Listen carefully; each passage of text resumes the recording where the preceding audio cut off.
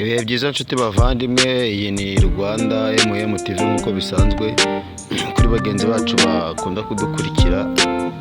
Iyi ni chaîne ducishaho ibintu bya vlogging, ariko ahangaha abamotari bariye karungu bakamishije ngo Rwanda shima Imana nabo ni yabo, bayigize yabo. Dore ngabo bari kuri stade Amahoro nk'uko muraza kubibona muri video.